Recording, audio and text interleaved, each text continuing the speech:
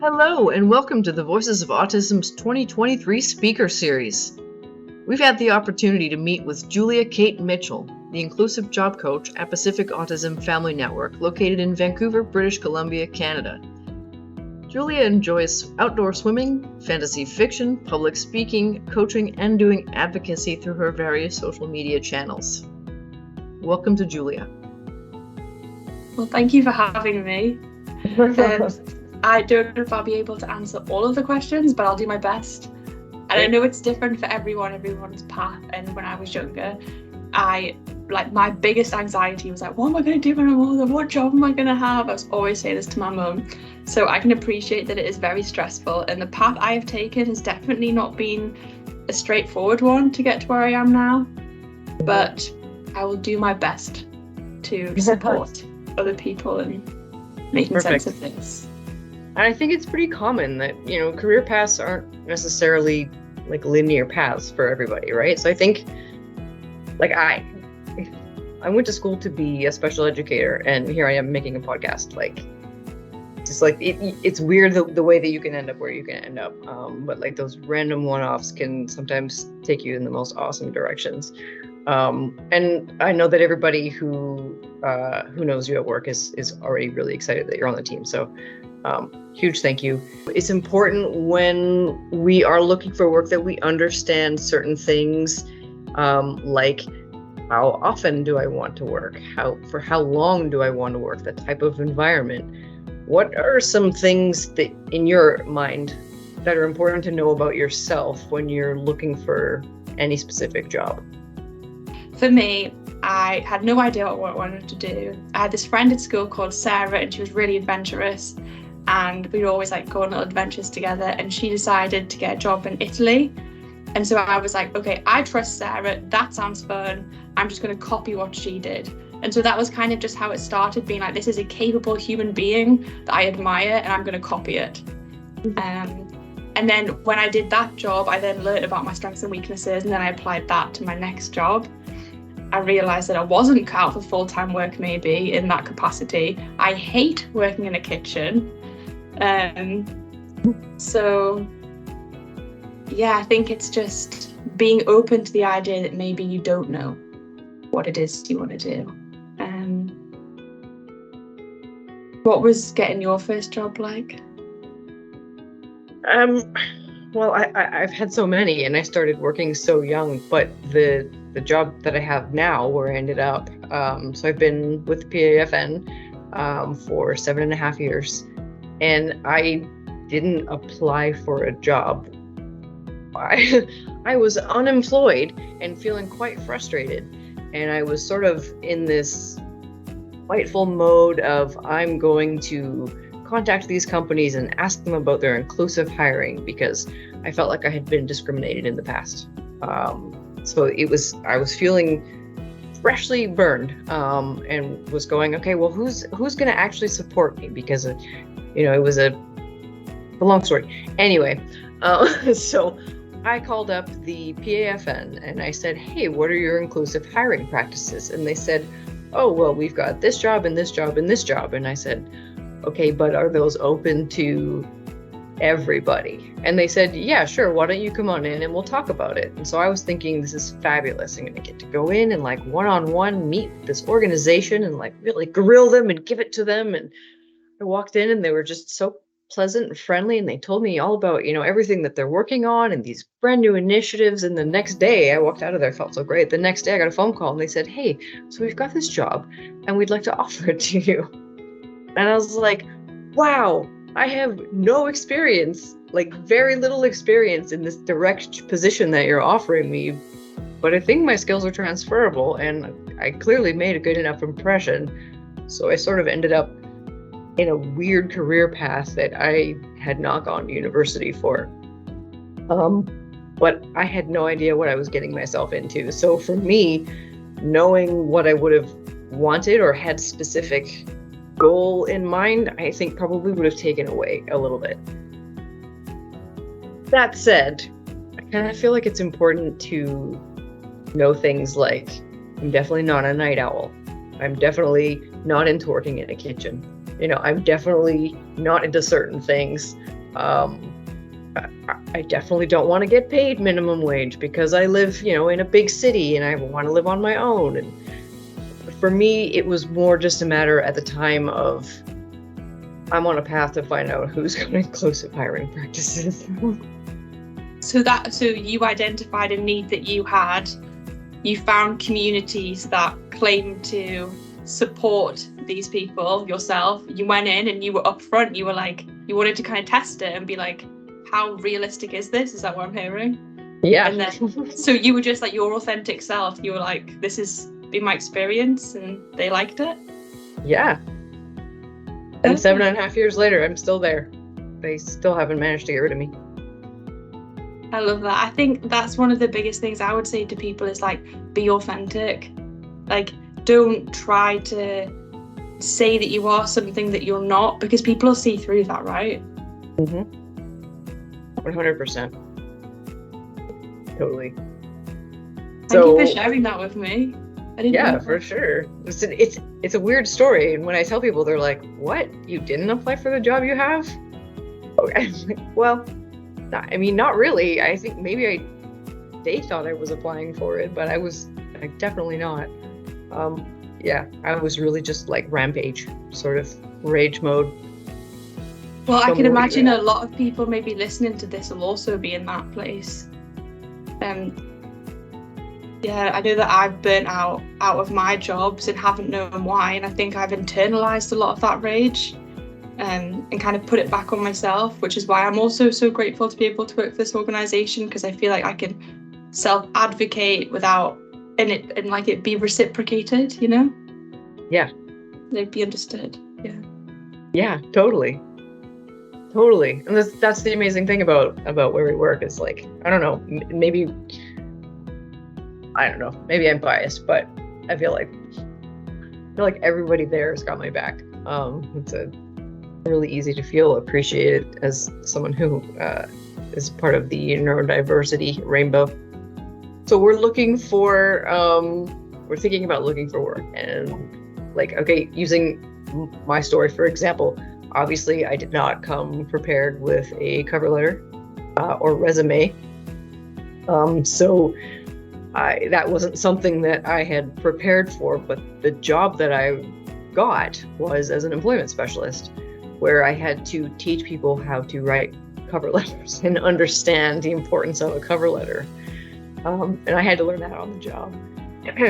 In your mind, what is the importance of a cover letter? Like, just basics. There are a lot of places that tell you, make sure you submit a cover letter. Why does that matter? I'm going to start by saying the anti-advice, which is my cousin works in recruitment, and I asked her this question and she was like, I don't even look at cover letters. And the reason I'm saying this is because I think some people think that it's not important because some recruiters don't look at it. But I think the reason that it is important is because it just shows that you've gone that extra mile. So just to cover all the bases, if you're struggling to get a job, or it can just demonstrate how important getting this job is for you. But also it's practice for the interview, because you're taking what's in your resume, you're writing about it, which involves you creatively connecting what's in your resume to that job. And so it's kind of I just view it as it's prep, right?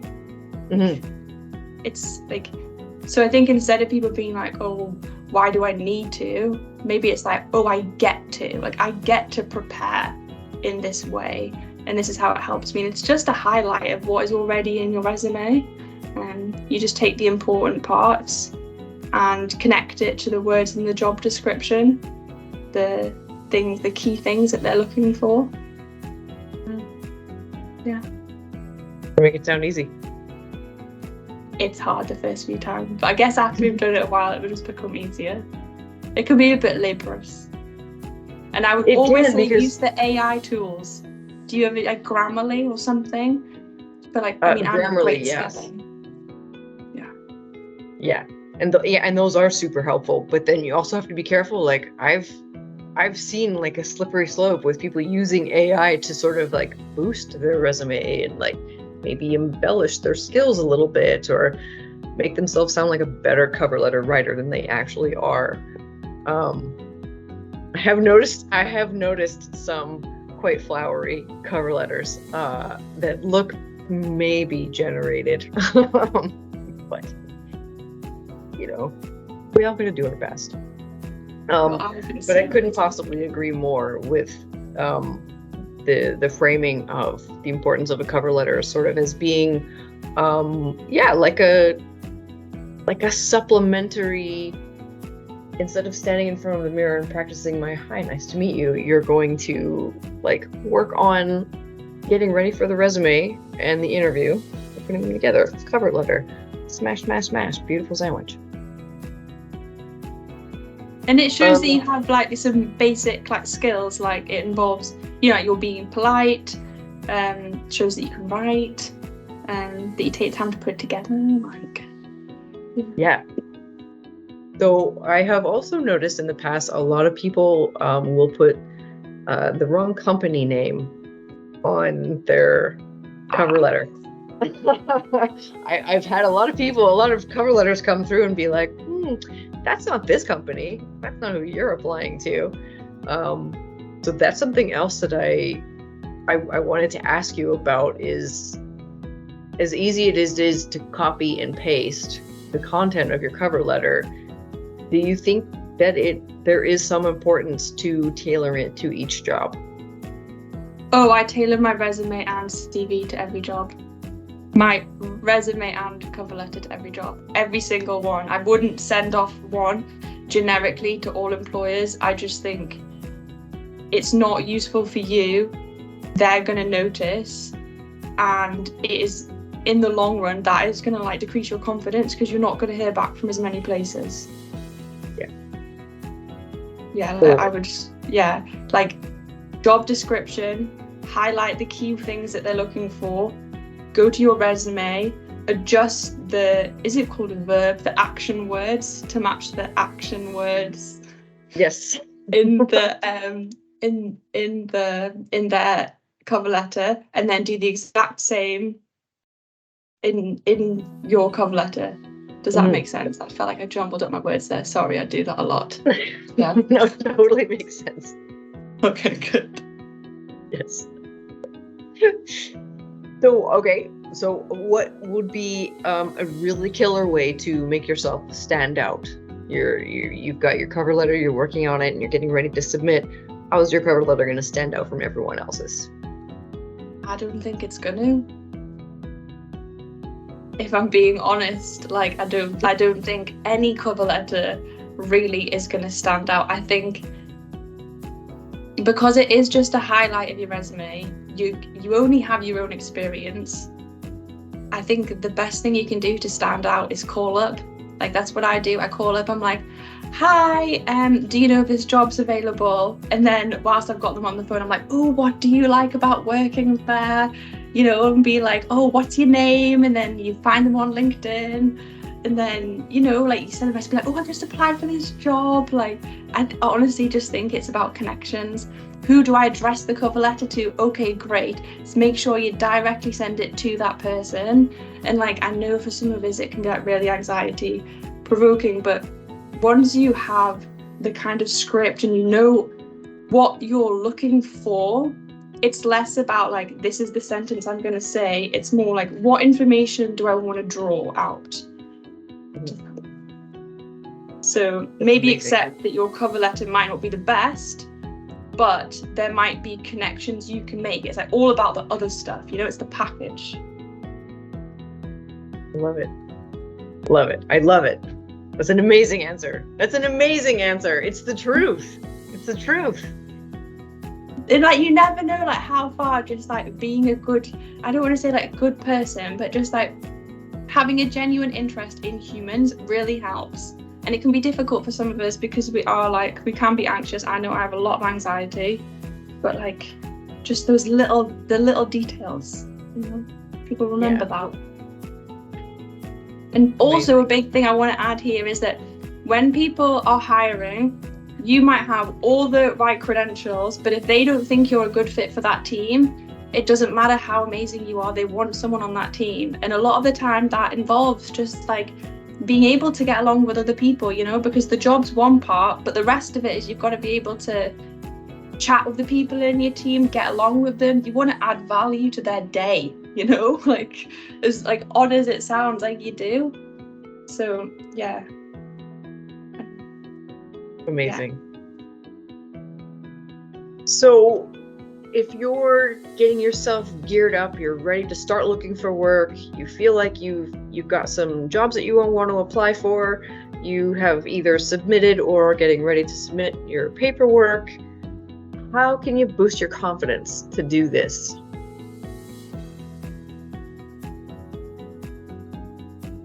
I would say ask yourself why you need a confidence boost.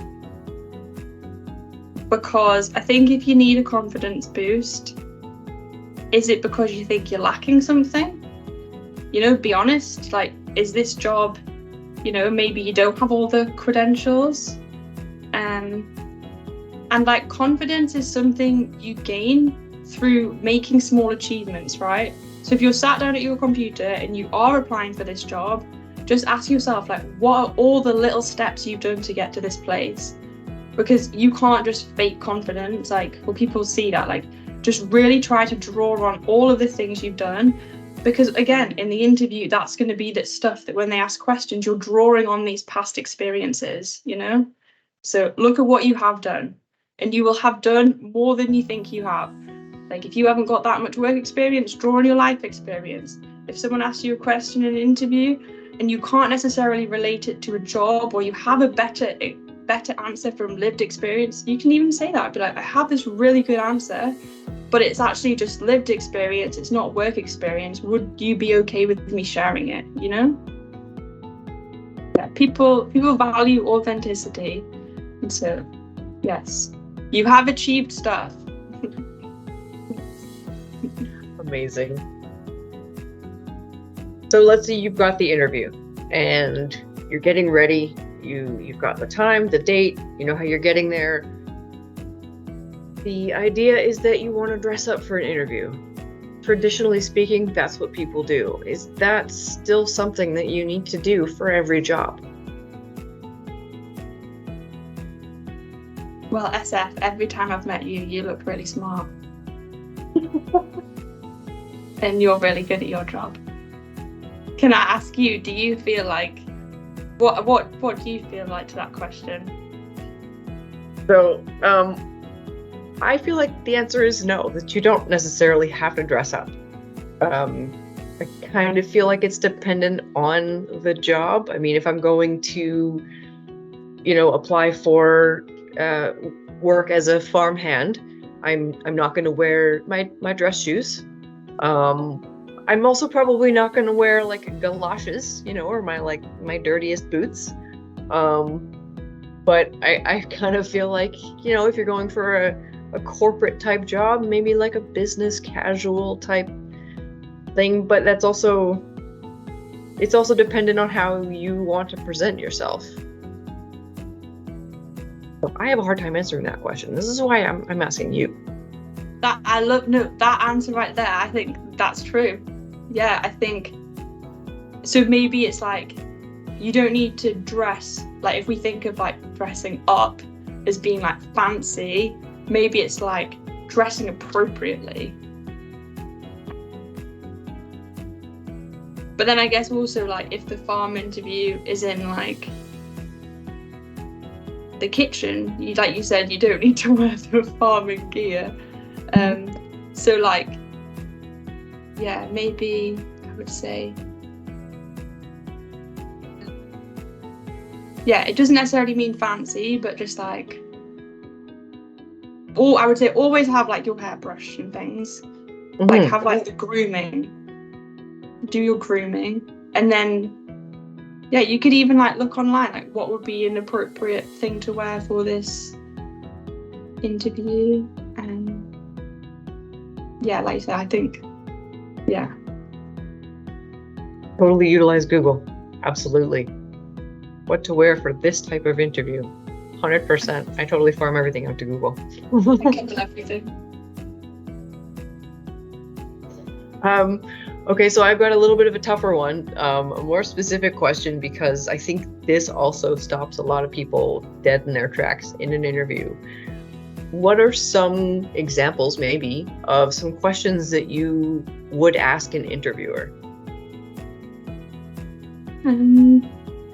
I would say, I don't know if these are the best questions to ask, but I would always say, like, what would me exceeding your expectations in this role look like? Because I just think it's good to know.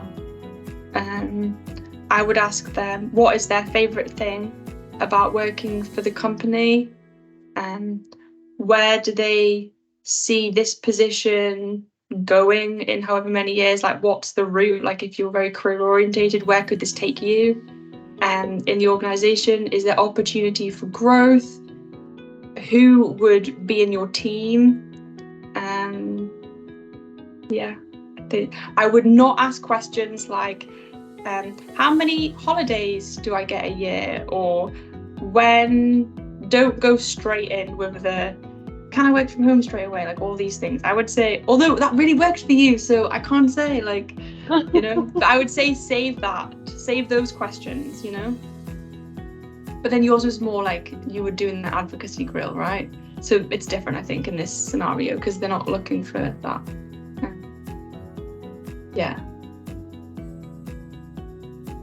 Yeah, that's exactly what I would ask about company culture. What Company do you like culture. about it? Yeah. What's the future of the position? Is this a new position? What's the team like? Yeah, you definitely, you want to get a feel for what it's going to look like, right? My perspective on interviewing is, it's like it's such an obvious giveaway once I say it out loud, but they want to hire someone as badly as you want the job. So they're interviewing you, but this is also your chance to interview them. Like, I was grilling, like you said, I was doing the advocacy grill, and it got me a job. Not that, you should go in hardcore, guns blazing with every position that you want, but it's a matter of just like advocating for yourself. Is this position that I even want? Like, I need to know enough about it to know that if you give me a phone call and say, we'd like you to take the job, that I want to take it. But what's it going to look like for you if you're there? What's your team like? What is the future of the position? Like, everything that you said is exactly what I would say. Oh, can I say one more thing? Yeah. One thing I always actually ask is, what is a day in the life of? I find that really helpful to visualize from morning to nighttime. Okay, so like walk me through your day type thing? I think, because I find it quite difficult to imagine what a day would look like with all the different tasks. Yeah. So have you asked these questions before? Oh, yeah. Yeah, and so do you get responses from people that are constructive and helpful? Yeah. That's amazing. Like my manager now, she told me what my day would look like, and then that helps me create my day around it. Yeah, that's amazing. And it helps me reduce anxiety. Yeah. Okay, so we've gone through the whole process. We've chosen a job, we've written our cover letter and our resume, we've applied, we've done the interview, we've gone home. How do we know if we have the job? You gotta send that follow-up email. And then if not a follow-up email, you gotta call. And I would try and ask the question, like, when do you hope to know, if you will, when you're going to secure this position, so you have an idea of when to reach out.